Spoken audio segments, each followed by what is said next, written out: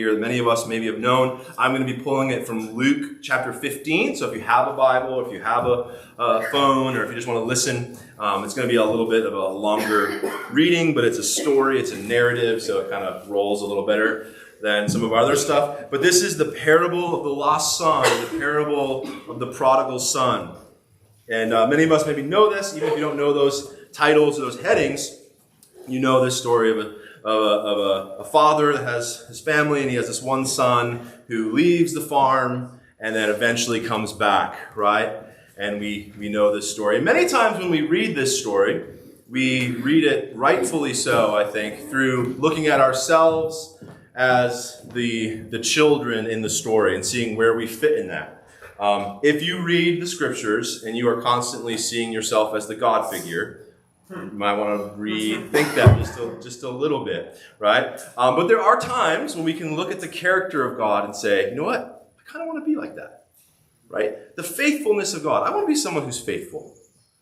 The dependability of God. I want to be someone that can be depended on. I want to be someone who's honest, someone who's truthful, and who else is the best example of that than God himself?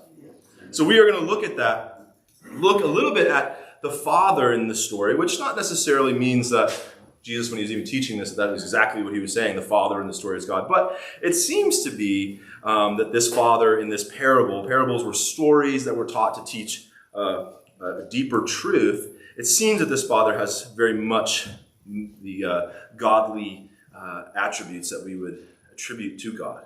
So as we read through, we're going to stop and we're going to see this is how the Father did something, especially in relation to his children. And we're going to go, you know what, that's good. So let's jump right in. This is in verse 11 of chapter 15. Jesus continued, so he's on a roll telling some stories here. There was a man who had 2 sons. The younger one said to his father, "Father, give me my share of the estate." So he divided up his property between them. Right? In this time, the way inheritances and different things would go, a little different than today. This is a good reminder. If you don't have a will, you should probably get one, right? Because this is not how our stuff works today, right? So it was the father would give a certain share to the sons, and they'd kind of continue the family business or family farm, if you will, kind of the closest thing that we can kind of get to in our day of how these little tribal units maybe worked. The one father says, "Hey, I want it now. I want it earlier than I should. I'm asking for it." And it says here, so he divided up. The father divided it up. And it says, "Not long after, the younger son got together all he had and set off for a distant country, and there squandered his wealth in wild living." I want to stop there for a second before we get into the son's story, because this is really more about the father, and the father kind of disappears from the story for a minute. It's interesting here how the father is asked of something, requested of something, and he follows through.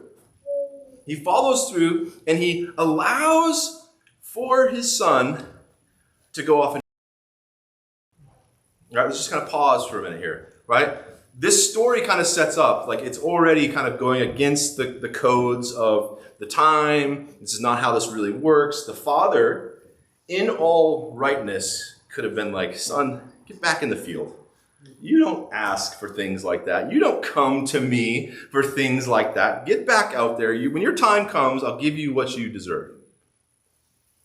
But it's interesting. This father in this story seems to be one that can be approached. Seems to be one that the son can come before him and say, "Hey, Dad, this is what I want to do." And there seems to be a father who has a somewhat of a relationship with his son. He goes, "Okay, sure."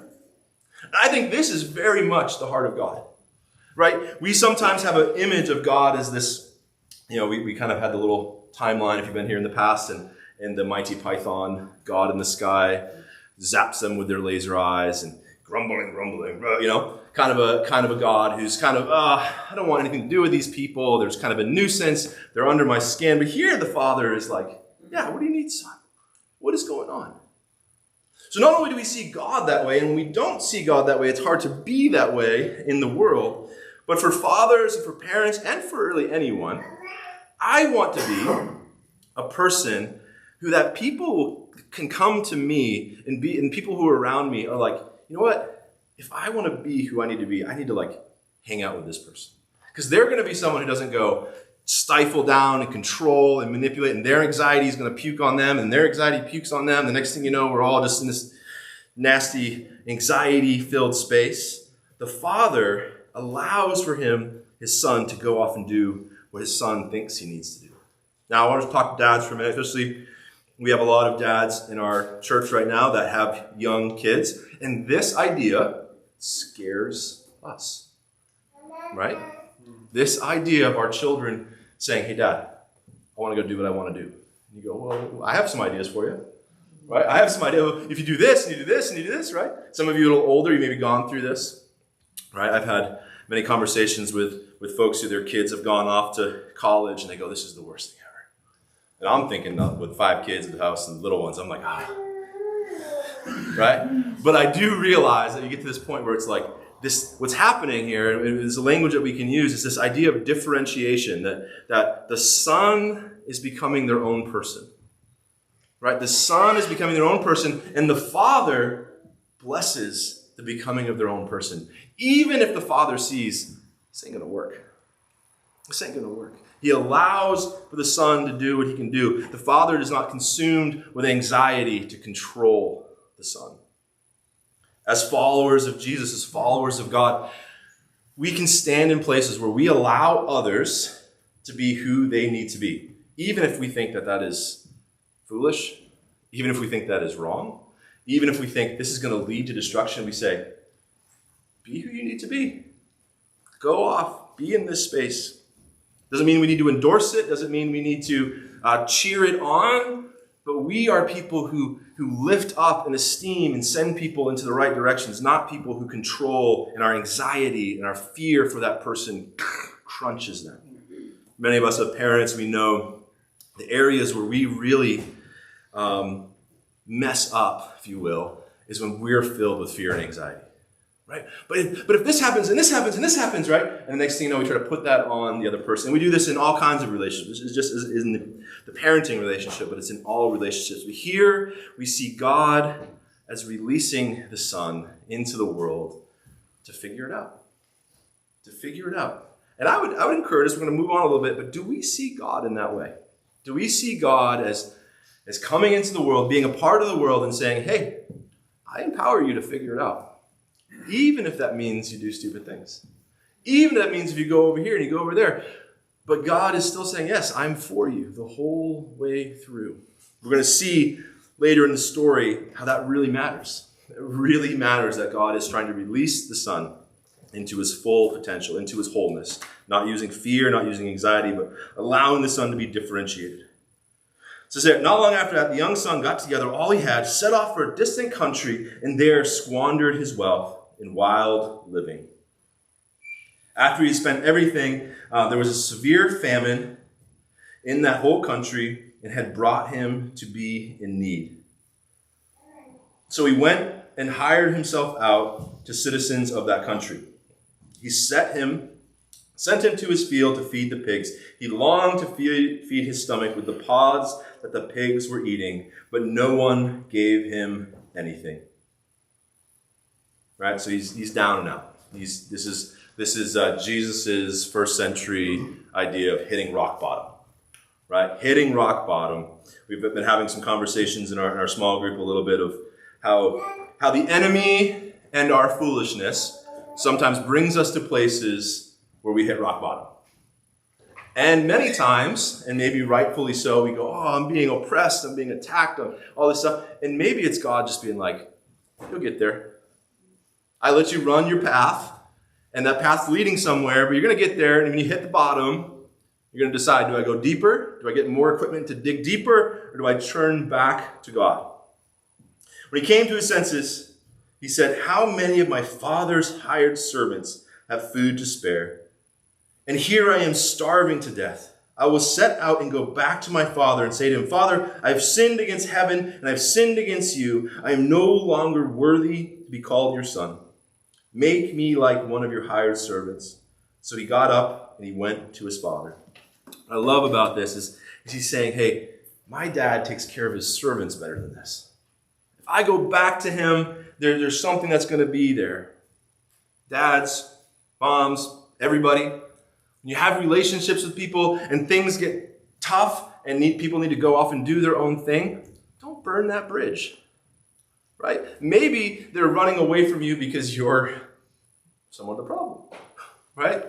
Be that person in the world. Be that person for your kids that even if you butt heads, they go, I know that they love me.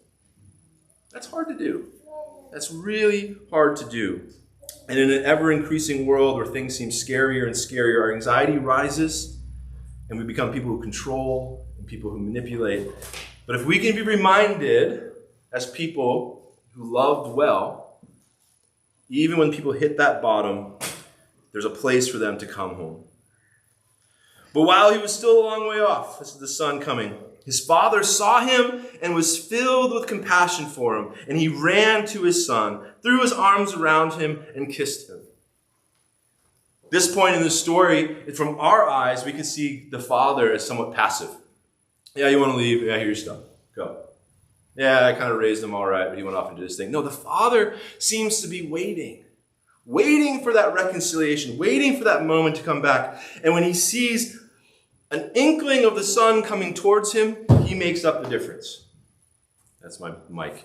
We've worked it out, but there it is. The father makes up the difference. So if I look at this, kind of stepping back, encouraging fathers and mothers and everybody else and how you interact with people, yes, you let people differentiate. You let them do what they need to do. And if that's different than you, you still love as best you can and bless where you can and be quiet where you need to. But when there's a moment for reconciliation, when there's something coming back, you run to the opportunity. You make up the distance. If they give you an inch, you're taking a mile. You're stepping in there and saying that you're ready. This posture of allowing for our others around us to be who they need to be is not a passive posture. It is actually very active and takes a lot of bravery and a lot of courage and a lot of wisdom waiting for that moment. He runs to him, throws his arms around him, and kisses him. The son said to his father, I have sinned against heaven and against you, and I am no longer worthy to be called your son. But the father said to his servants, I love this part, right? I love this little part in here. I just, this is a story. I don't think that this actually happened. Probably happened in some ways, but Jesus is telling this story to give some issues. And the son has this little spiel lined up, right? And he already told us what the spiel was. And he gets like the first line in, and I can just see the dad like face on his, quiet. Servants, come. This, my son who is dead is now alive, right? He was going through his spiel. Like, maybe I can just kind of stay out in the back camper and maybe no, he's saying, my son who is dead is now alive. Let's have a feast. Quick. Bring the best robe and put it on him. Put the ring on his finger and sandals on his feet. Bring the fatted calf and kill it. Let's have a feast and celebrate. For this son of mine was dead and he is alive. Again, he was lost and is found. So they began to celebrate. We're not going to read the rest of the story. It kind of goes in a little different direction. Time, we're going to take this part. But we see in God the Father these attributes. He lets us do what we want to do. Right? And sometimes that doesn't work out for us. I would say most of the time it doesn't work out for us. When we do what we want to do, but the Father says, hey, if that's what you got to do, go for it. That's where you got to be. And I don't think he's supporting them. I don't think he's saying, hey, son, I'm so glad that you're going to go and squander this. I'm so glad that you're going to go and feed pigs. I don't think that that's what the Father's doing here. But he's allowing for them to be who they need to be. And then the Father is not only allowing them to be what they be, but in their time with him, he has shown them that he is one who loves them. He cares for them. He is for them. That when they hit this place of rock bottom, they go, I can always go back to Dad. And then the Father is actively waiting, right? We sing a lot about waiting in our songs, and maybe if you come from other traditions, you're like, what are we waiting for? Like, what is going on? I read this line in Dr. Seuss, that one page with the waiting room, there's all this waiting, hair to grow and grass to, What does this mean by waiting? And our posture of waiting is not checking the clock. It is actually actively looking for where God is, right? I know some of you are hunters here and you hunt, and some of you, maybe you're not all for that. I do hunt. I'm very ineffective, so it is not a lot of bloodshed that happens. But when you wait in a deer stand, when you wait while you're hunting, It sometimes can become just waiting. I've fell asleep many times. Again, that's why not many animals are wounded in the time there. But it's an active waiting. And if many of you guys have been in this situation, you know that the woods can go, if you just take a walk, right? You just walk through the woods and, it's nice. You might see a few things. But when you sit and you listen, the woods become extremely loud, right? Next thing you know, you're sitting in your tree stand, things settle down, and next thing you start to hear noise, and then all of a sudden there's like a 500-pound deer sneaking up behind you, right? And you slowly, waiting, turn, and it's, red squirrel. Right?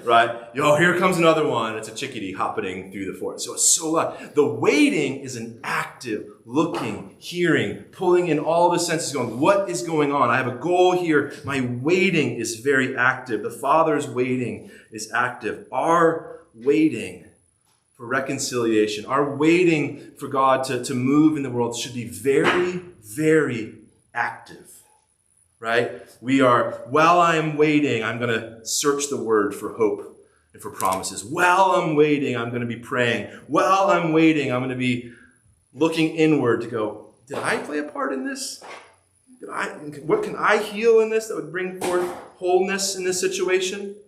Active waiting that then leads to actually participating, actually getting involved in the relationship. When the Father runs out, he's no longer waiting. He is now taking action for what he has been waiting for. And when he gets into that place, he doesn't choose judgment. He doesn't choose guilt and shame. He chooses wholeness and restoration. Now, I think this is something that all of us can find ourselves in relationship. If you know other humans, if you've ever been around them, these are things that we probably would hopefully love to have. But especially for dads, there's something, it's something in our culture. It's something that we see through the Judeo-Christian ideas. I think it's something hardwired in us biologically to protect our family, to keep them safe. Sometimes that keeping safe leads to control. And then when the kids start to want to do something else, we damage some things in there. And maybe you're here in a position where you're going like, this is not really my father approach. I wasn't given this idea of fatherhood. My fatherhood is internally filled with a lot more fear and anxiety. But wherever you are in the story, I think you can jump on. I think you can jump. Maybe you've missed that first part. There's been departure. There's been brokenness. Learn how to actively wait. In the waiting, you look inwardly. In the waiting, you turn to God. And be ready for restoration. Be ready for things to be made whole. Maybe things have come to a place of restoration with your kids and to a point where this is reuniting. Have you, fathers, have you gone through a period where you have said, I'm going to celebrate this reconnecting? I just encourage that to you. Maybe if that's happened in some degree, have you really celebrated? Or has it been like, yeah, we didn't talk for a few years, now we're kind of talking? Celebrate that moment and let your child know, I celebrate this. I made mistakes. You made lots of mistakes, right? And you can even that out. You can hand out mistake cards if you'd like. But saying, you know what? We're moving in such a better place. Let's rejoice in this. Let's celebrate this. Right? Now, and if you're in that waiting period, which is the hardest part, the prophet Tom Petty let us know. Right? The waiting is the hardest part. Only like 3 of you got that. The waiting is the hardest part. For those of you that are in that space, and I think to a degree, because of our brokenness as fathers and the brokenness of the world, we get stuck. A part of us is probably always stuck in that waiting spot, waiting for something to be more whole, waiting for things to come to a completion. All of us, I would encourage you, is while you are in this space, you have a heavenly Father in the conversation. And you can return to him and let this play out over and over and over. As you wander off a little bit, you come back and you say, oh, I thought maybe I'd go for a run myself. Jesus, help me. Restore me in this place. And every time, I think the Father welcomes us back and says, okay, And it doesn't have to be this big, deep, like I went off and did all that. No, right? Just continually connect back to the Father. Let that be the place of your source when you are waiting for these other things to come in place. If you're in a place where your kids' fathers are still young, start to think about these things now. How do I be a father that just shows my kids that I love them so much? I care for them so much. I want them to be their own person, even if that terrifies me. But I will always be actively waiting to bring reconciliation. And I think we can bring this into every relationship we have. Every relationship. So we stand together.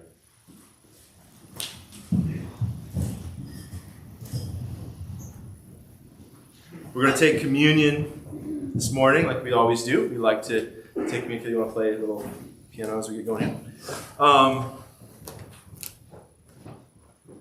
But Father's Day, as is Mother's Day, can be a mixed bag for a lot of folks. For some of us, you're going to go after here and you're going to go out somewhere and meet with family, maybe have a lunch or tonight or what. There's some kind of space where you're going to have something going on. But for some of us, it just touches a sore spot. Maybe our fathers have passed. Maybe we are in that waiting space where things feel broken, feel distant. One of the things that I find very interesting about the cross, and this is something that theologians and much smarter people than me argue all the time, is all through Jesus' ministry, he's always saying, I only do what I see the Father doing. Right? It seems like the Son and the Father have this great relationship. But on the cross, there seems to be this mystery of a separation between the Father and the Son. Seems to be a brokenness that happens there. And so Christ, I think, experienced that distance from God. That distance, that brokenness. And then in resurrection or ascension, he comes back into that place. So Christ himself can identify with these hurts and pains that we have when it comes to relationships between the Father and the Son, the Father and the children. He can identify with this loss. The end of the Old Testament, and then echoed again in the Scriptures, is almost this crescendo of like, hey, all of this is about bringing the hearts of the Father to the children and the children to the Father. God wants for our relationships to be whole as they can be. So as we take communion, whatever place